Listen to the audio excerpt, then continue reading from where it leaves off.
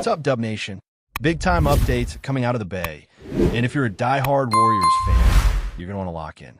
We've got not one, but two major storylines unfolding. A crucial injury update on none other than Stephen Curry, and a roster shakeup that could have a subtle impact as we head into the most critical stretch of the season. So let's get into it. Now, just when fans started holding their breath after seeing Steph hit the floor hard during that game against Toronto, some clarity has finally come.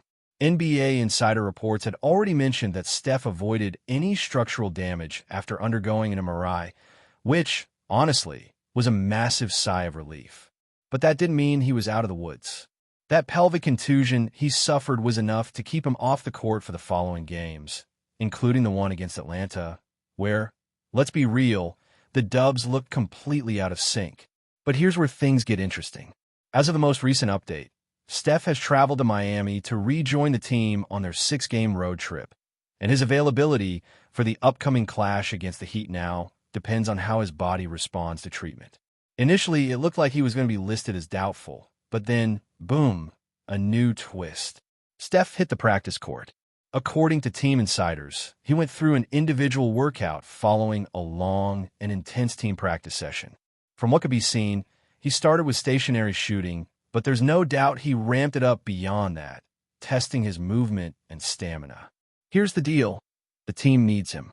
That Atlanta loss wasn't just another tally in the L column. It exposed exactly how vital Steph is to the DNA of this team.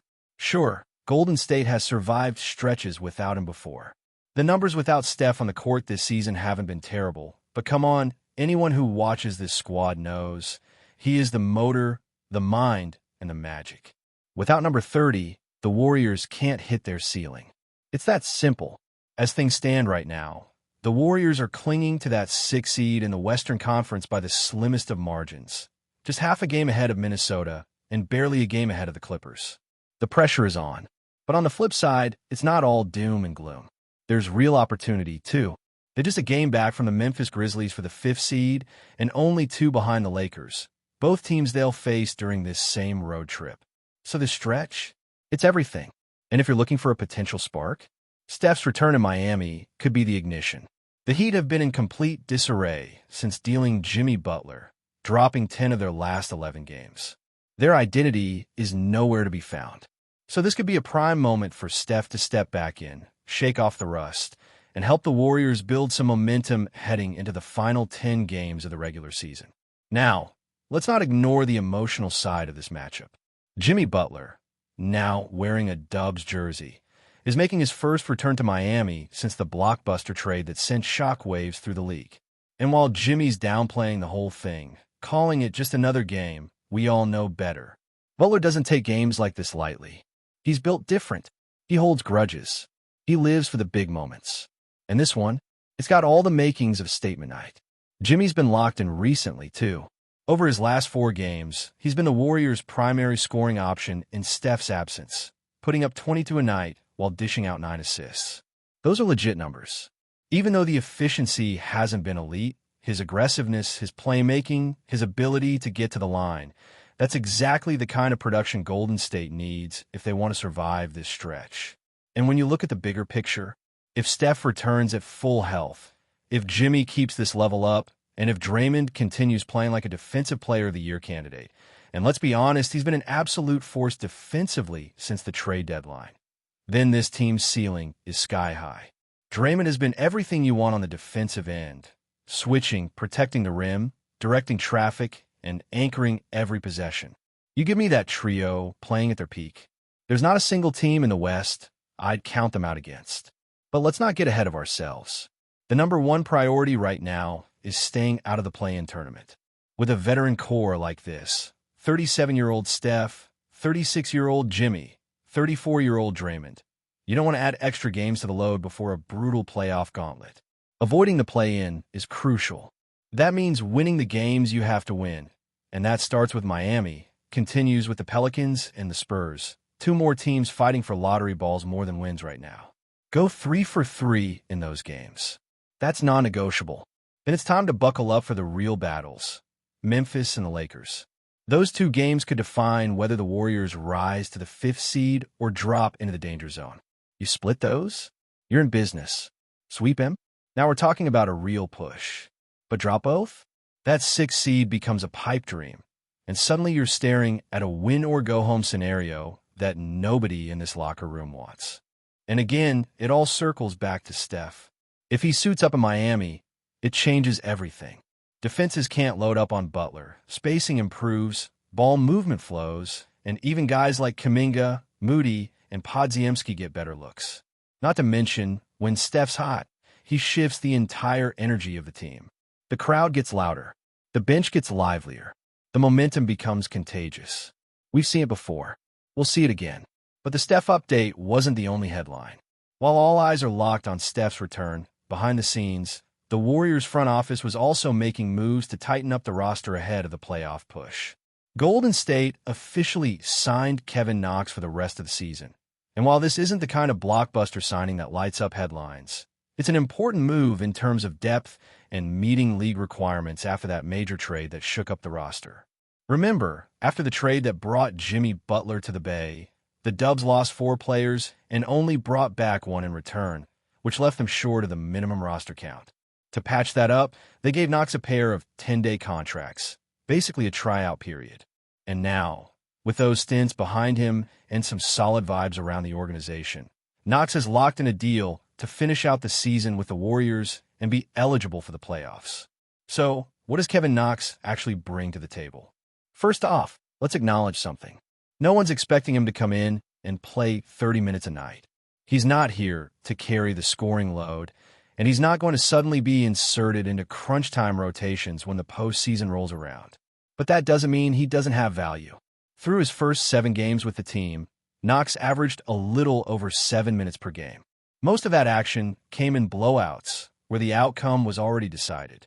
Still, during those limited minutes, he showed flashes, a couple of blocked shots, some made threes, solid activity on the offensive glass. The box score doesn't tell the whole story. What the Warriors really like about Knox is his size, his versatility, and, maybe more importantly, his approach. He's 6'8" with a long wingspan, thick frame, and enough lateral mobility to guard multiple positions. That kind of body type is exactly what teams want in today's league. Someone who can switch on defense, rebound, and provide a little stretch when needed.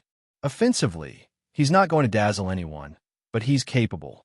He'll hit the occasional open 3, crash the boards, and finish around the rim if given the opportunity. But more than anything, it's the intangibles. Inside the locker room, players and staff alike have spoken highly of Kevin's attitude. He's professional. He works hard. He stays ready. And on a team full of veterans with championship aspirations, that matters. You need guys at the end of the bench who aren't going to sulk, who are going to keep the energy high in practice, push others to be better, and jump into action when their number gets called. And look, let's be real. As the season winds down, there's a real possibility that the Warriors choose to rest their stars in 1 or 2 of these final games, especially if a seed gets locked in early. That could be Knox's chance to get some meaningful burn, get into a rhythm, and remind people that he can still play in this league. The Hornets game, where he dropped 12 points and made a handful of hustle plays, was a great example of what he can do when given a longer leash. Also, let's not ignore the insurance factor. Knox provides coverage in case of injuries or load management situations. Guys like Jonathan Kuminga, Gue Santos, and even Jimmy are all part of that wing rotation, but Kuminga's dealt with injuries this season, and Santos, while intriguing, is still earning consistent minutes. Jimmy, of course, is no spring chicken. If he tweaks something or just needs a night off, having Knox available means you don't have to completely reshuffle the rotation. Now, as for the rest of the roster, the Warriors still have one open spot. Kevin Knox took the 14th roster slot, but they've got a 15th available if they want to use it. So what are the options? The name that keeps floating around is Yuri Collins, the small point guard who signed a 10-day deal alongside Knox earlier this year. Now, to be totally honest, Yuri didn't exactly light it up during his short stint with a big squad. He saw extremely limited minutes and didn't have any standout moments in the NBA. But in the G League, the guy's been impressive. He's a true floor general, unselfish, poised, high basketball IQ, and he could benefit from being around this veteran group, as the playoffs approach.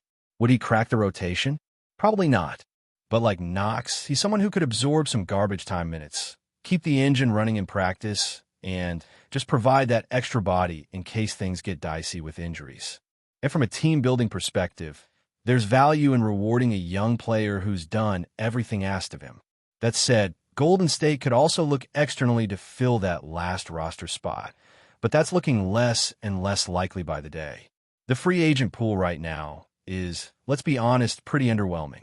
Some recognizable names are out there: Mo Bamba, Cody Zeller, Marcus Morris, Bojan Bogdanovic, TJ Warren, but most of these guys either haven't played in months, are past their prime, or come with questions about fit, effort, or defensive ability. Mo Bamba, for example, has the skill set. He can stretch the floor and protect the rim. But if he's still unsigned this late into the season, it raises some questions about what teams are seeing behind the scenes. Is it a locker room thing? A motor issue? Something's not clicking. Same goes for Morris and Bogdanovic. Guys who can get buckets, but don't offer much on the other end, and probably aren't the best fit for a Warriors team that's leaning heavily on defensive flexibility and system play. TJ Warren is another interesting name. He's currently hooping in the Knicks G League system and could end up getting the call up to New York before anyone else gets to him. But again, even if the Warriors were interested, there's no guarantee he'd be ready to contribute in meaningful games. And at this point in the season, that's the bar. It's not about talent on paper, it's about readiness, fit, and how quickly someone can integrate into a tight, veteran-heavy rotation. So here's the bottom line. The Warriors might just stick with what they've got. 14 players, a focused rotation, and maybe a youth piece like Collins around for insurance. That's not a bad approach when you already have a trio of stars like Steph, Jimmy, and Draymond operating at full capacity. The bench has role players who've proven themselves, guys like Moody, Podziemski, TJD, and the chemistry is finally starting to click after all the mid-season shakeups. One more thing to note. Coach Steve Kerr is unpredictable when it comes to rotations. Just when you think someone's out of the picture, boom, they're back in. Look at TJD. He hadn't seen the floor in what felt like forever, and suddenly he's logging minutes against Atlanta. Matchup-based decisions, energy, practice performance, all of that plays into Kerr's approach, especially as the stakes get higher. So whether or not the Warriors fill that 15 spot, it's a subplot, not the main story. What really matters is that the core is rounding into form. Steph is close to returning.